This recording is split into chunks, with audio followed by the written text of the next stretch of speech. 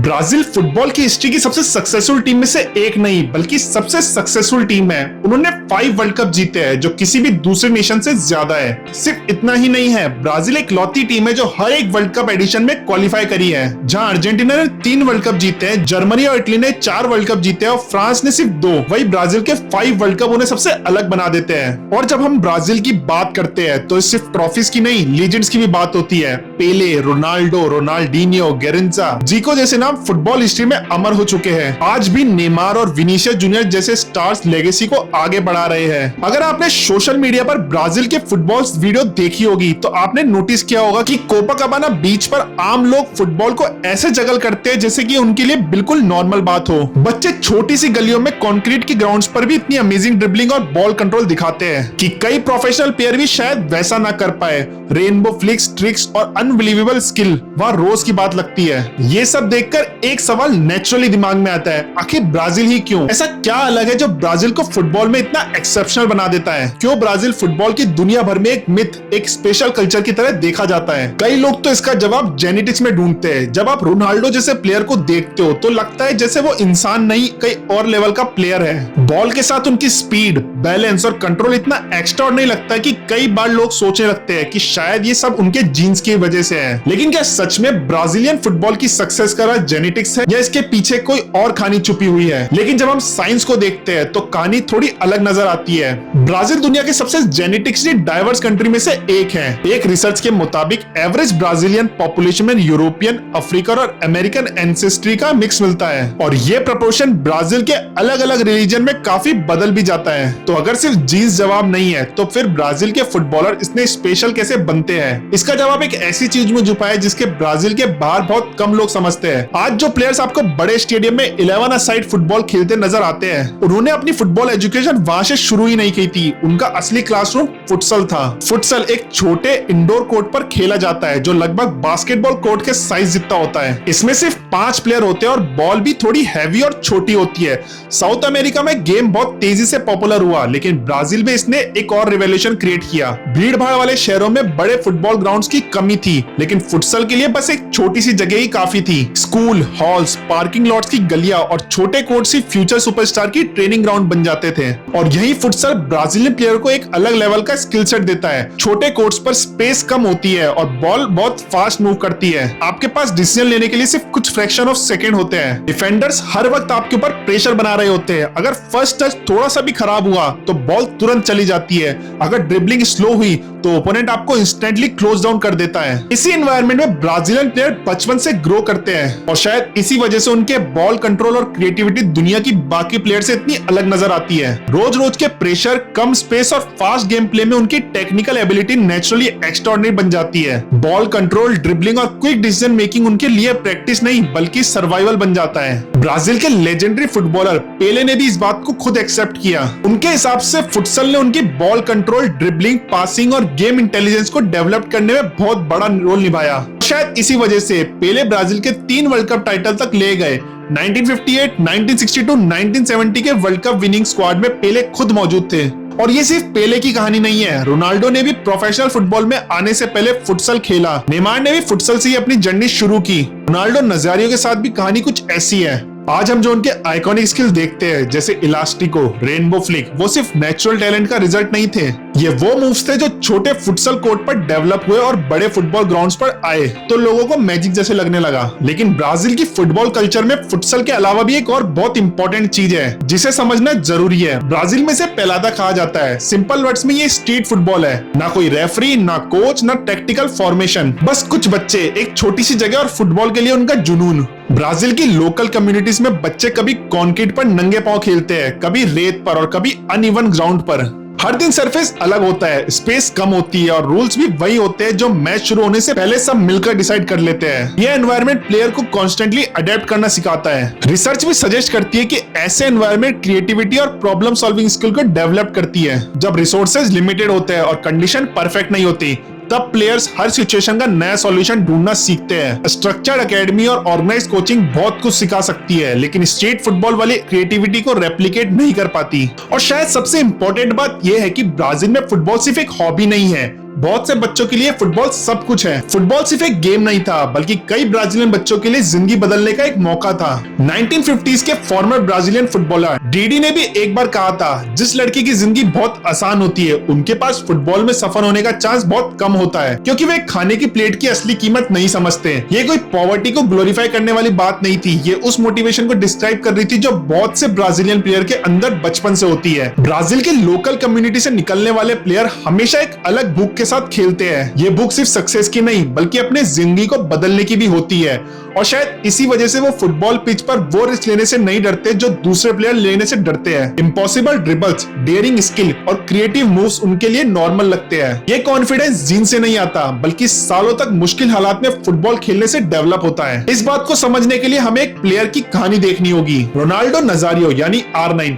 कई लोगों ने फुटबॉल हिस्ट्री का ग्रेटेस्ट प्योर स्ट्राइकर मानते हैं। उनकी स्पीड, फिनिशिंग और ड्रिबलिंग ने डिफेंडर्स को हेल्पलेस बना दिया। 2002 वर्ल्ड कप में उनका परफॉर्मेंस आज भी फुटबॉल फैंस को याद है, और सिर्फ फैंस ही नहीं, फुटबॉल के कई लेजेंड्स ने भी रोनाल्डो को अपना करियर का बेस्ट प्लेयर बताया है। लेकिन रोनाल्डो की जर्नी किसी लग्जरी एकेडमी से शुरू नहीं हुई थी। वो जेनेरियो के एक वर्किंग क्लास एरिया में बड़े हुए। जब वो सिर्फ 11 साल के थे, तब उनके पेरेंट्स अलग हो गए। कुछ ही समय बाद उन्होंने स्कूल भी छोड़ दिया। फुटबॉल उनके लिए एक हॉबी नहीं, बल्कि रोज की जिंदगी था। लेकिन रोनाल्डो की जर्नी किसी लग्जरी एकेडमी से शुरू नहीं हुई थी। वो जेनेरियो के एक वर्किंग क्लास एरिया में बड़े हुए। जब वो सिर्फ 11 साल के थे, तब उनके पेरेंट्स अलग हो गए। कुछ ही समय बाद उन्होंने स्कूल भी छोड़ दिया। फुटबॉल उनके लिए एक हॉबी नहीं, बल्कि रोज की जिंदगी का हिस्सा बन गया था। वो अपने एरिया की गलियों और स्ट्रीट्स में फुटबॉल खेलते थे, क्योंकि उनके पास करने के लिए और कुछ खास नहीं था। और यही उनकी कहानी का एक ऐसा पार्ट आता है जो सब कुछ समझा देता है। जब ब्राजील के सबसे बड़े क्लब में से एक फ्लेमिंगो ने उन्हें ट्रायल के लिए बुलाया, तब उनके परिवार के पास ट्रायल तक पहुंचने के पैसे भी नहीं थे। अकेडमी शहर के दूसरे कोने में थी, और फाइनेंशियल सिचुएशन इतनी मुश्किल थी कि वो ट्रायल अटेंड ही नहीं कर पाए। सोचिए, फुटबॉल हिस्ट्री का शायद सबसे डेंजरस स्ट्राइकर सिर्फ एक बस टिकट की वजह से दुनिया की नजरों से बच सकता था। लेकिन किस्मत ने उनके लिए कुछ और ही सोच रखा था। बाद में ब्राजीलियन लेजेंड जॉर्जिनो की नजर उन पर पड़ी, और रोनाल्डो को कुजेरियो ने सिर्फ 16 साल की उम्र में साइन कर लिया। वहां उन्होंने 47 मैचेस में 44 गोल दाग दिए। एक साल बाद ही 17 साल की एज में वो वर्ल्ड कप स्क्वाड का हिस्सा बन गए। सिर्फ 20 साल की उम्र में FIFA world player of year जीतना उस वक्त तक का रिकॉर्ड था। और फिर 2002 वर्ल्ड कप में उन्होंने 8 गोल करके ब्राजील को चैंपियन बनाया। एक ऐसा सफर जो शायद कभी शुरू ही नहीं होता। लेकिन अगर रोनाल्डो की कहानी एक्स्ट्राऑर्डिनरी लगती है, तो गेरिंचा की कहानी उससे भी ज्यादा अनबिलीवेबल है। 1962 वर्ल्ड कप में जब ब्राजील चैंपियन बना, तब पेले इंजरी की वजह से ज्यादा कंट्रीब्यूट नहीं कर पाए थे। उस टूर्नामेंट में ब्राजील को कैरी करने वाला एक ही प्लेयर था, गेरिंचा। गेरिंचा का जन्म 1933 में जेनेरियो के पास एक छोटे इंडस्ट्रियल टाउन में हुआ था। डॉक्टर्स ने बचपन में ही कह दिया था कि शायद वो ठीक से चल भी ना पाए। उनकी स्पाइन डिफॉर्म थी, उनका एक पैर बाहर की तरफ मुड़ा हुआ था और दूसरा पैर लगभग 6 सेंटीमीटर छोटा था। फिजिकल कंडीशन इतनी अनयूजुअल थी कि किसी को नहीं लगता था कि ये बच्चा कभी प्रोफेशनल स्पोर्ट्स खेल पाएगा। उनकी चलने की स्टाइल इतनी अलग थी कि उनकी बहन ने उनका निकनेम गेरिंचा रख दिया, जिसका मतलब एक छोटा सा होता है। 14 साल की उम्र में वो फैक्ट्री में काम करने लगे, और 19 साल तक उन्होंने कॉम्पिटिटिव फुटबॉल भी नहीं खेला था। फिर किसी ने उन्हें बोटाफोगो के ट्रायल में जाने के लिए कन्विंस किया, और वहीं से फुटबॉल हिस्ट्री का एक लेजेंडरी मूवमेंट शुरू हुआ। ट्रायल के सिर्फ कुछ ही मिनट्स के अंदर गेरिंचा ने ब्राजील के टॉप डिफेंडर में से एक को इतने बार नटमैग किया कि डिफेंडर खुद कोचेस के पास गया और बोला, इस प्लेयर को अभी साइन कर लो। 1958 वर्ल्ड कप में जब 17 साल के पेले दुनिया को अपना टैलेंट दिखा रहे थे, तब गेरिंचा अपनी ड्रिबलिंग से डिफेंडर को टॉर्चर कर रहे थे। सोवियत यूनियन के खिलाफ अपने पहले वर्ल्ड कप मैच में उन्होंने शुरुआती सेकंड्स में ही काफी डिफेंडर्स को बीट कर दिया और गोल पोस्ट हिट कर दिया।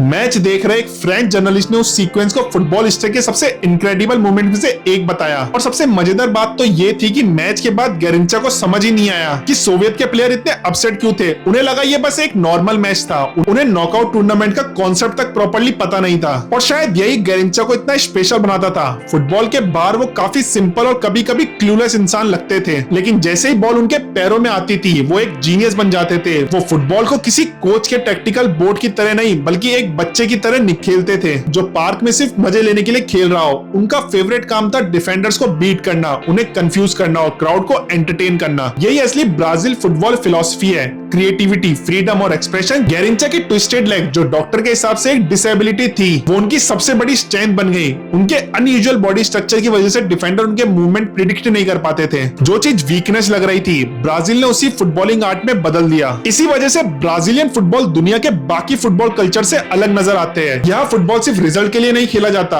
यहाँ फुटबॉल को एक आर्ट फॉर्म माना जाता है। ड्रिबलिंग, फ्लेयर, क्रिएटिविटी और एंटरटेनमेंट ब्राजील फुटबॉल की आइडेंटिटी का हिस्सा बन चुका है। इसीलिए लोग इसे द ब्यूटीफुल गेम कहते हैं। लेकिन कहानी का एक और इम्पोर्टेंट साइड भी है। सिर्फ स्ट्रीट फुटबॉल और नेचुरल टैलेंट से वर्ल्ड कप विनर्स नहीं बनते। किसी पॉइंट पर रॉ टैलेंट को पॉलिश करना भी जरूरी होता है, और यहीं पर ब्राजील का फुटबॉल सिस्टम एंटर करता है। ब्राजील के पास दुनिया का सबसे स्ट्रॉन्ग यूथ डेवलपमेंट सिस्टम में से एक है। इन अकेडमीज को बेस कैटेगरी कहा जाता है, और लगभग हर major Brazilian club, Flamengo, Santos और कई बड़े क्लब सालों से फ्यूचर स्टार्स डेवलप करते आ रहे हैं। इसी सिस्टम ने जीको, विनीसियस जूनियर, नेमार, पेले, कासामीरो और रोनाल्डो जैसे प्लेयर को प्रोफेशनल फुटबॉल तक पहुंचाया। ये कोई कोइंसिडेंस नहीं है, ये एक केयरफुल बिल्ड फुटबॉल इकोसिस्टम है। यूरोपियन क्लब हर साल ब्राजीलियन टैलेंट पर मिलियन स्पेंड करता है, और उसका रीजन भी क्लियर है। ब्राजील लगातार वर्ल्ड क्लास प्लेयर प्रोड्यूस करता है। लेकिन ब्राजीलियन अकेडमी को यूरोपियन अकेडमी से अलग क्या बनाता है? सबसे इंटरेस्टिंग बात यह है कि यह अकेडमी प्लेयर की स्ट्रीट फुटबॉल आइडेंटिटी को खत्म करने की कोशिश नहीं करती। बहुत जगह कोचिंग का मतलब होता है क्रिएटिविटी को लिमिट करके डिसिप्लिन सिखाना।